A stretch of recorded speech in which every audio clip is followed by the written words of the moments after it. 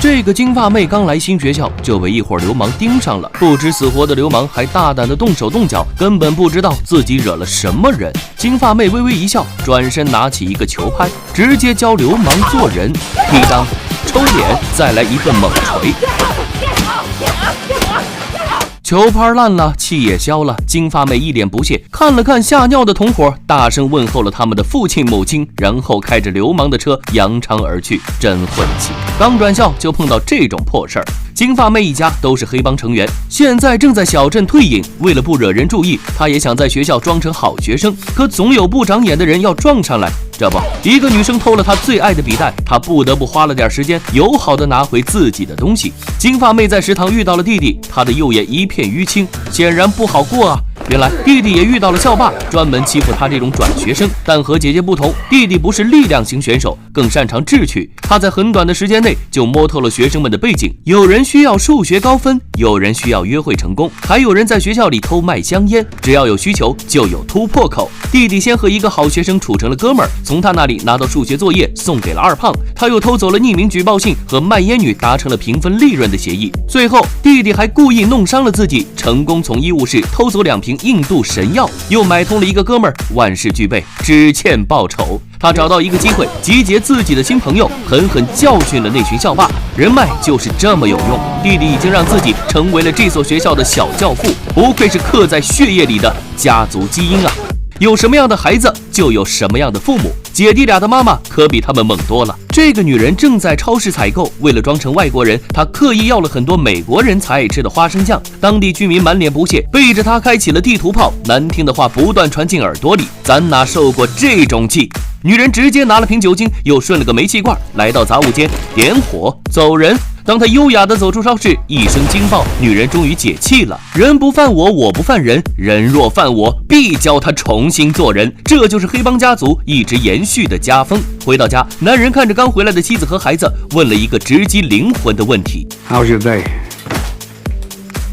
Fine. 你看看大家多和谐啊！男人假装信了，反正他自己也有秘密。男人打开水龙头，流出的水是咖啡色的。他叫了水电工，但对方不肯马上修，还索要双倍酬劳。男人忍够了，他挑了根棒球棍，和水电工进行了礼貌的交流。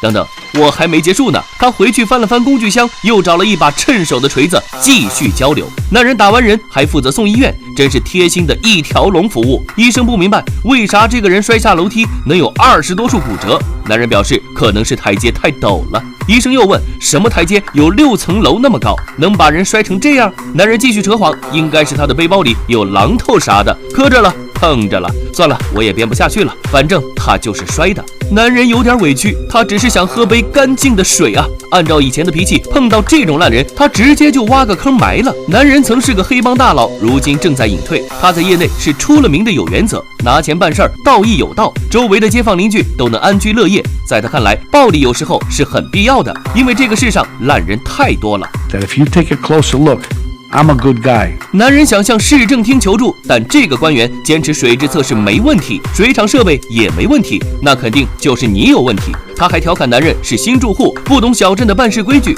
男人来到水厂，一个员工告诉他，附近刚建了化肥厂，早就污染水源了。那个官员就是懒政。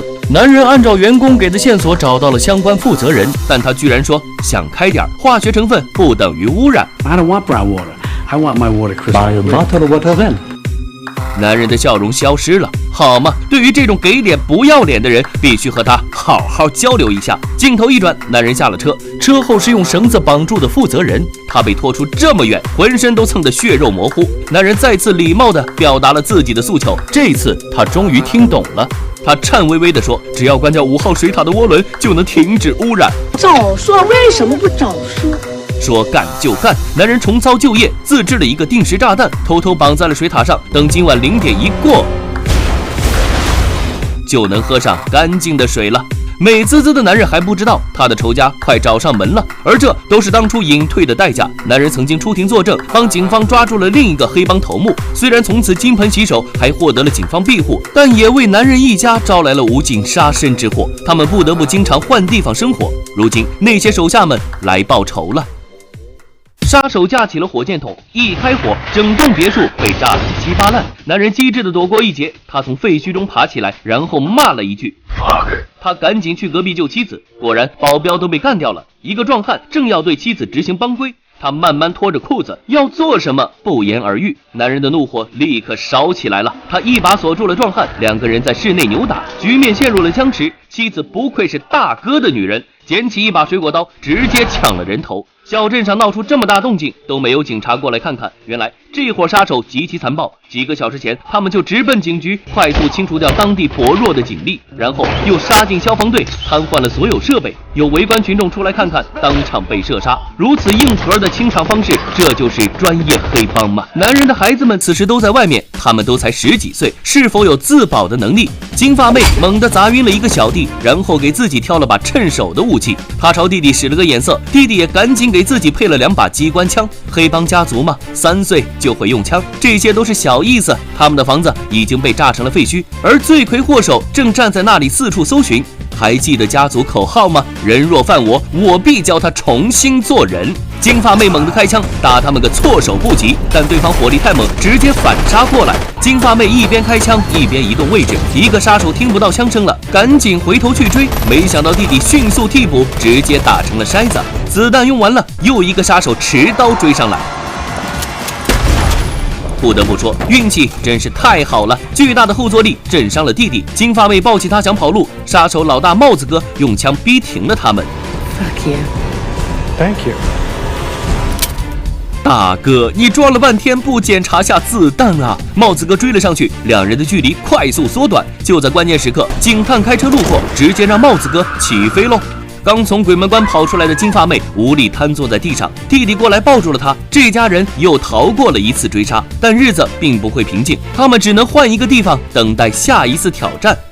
这是一部黑色幽默的电影，一家人都尝试过好好说话，但后来才发现用暴力反而能快速解决问题。他们内心也很困惑，习惯了简单粗暴的生活方式，究竟还能不能融入主流社会？暴力与沟通到底哪个会更有效？今天的节目就到这里，我是独立鱼，记得点赞关注，陪你看电影。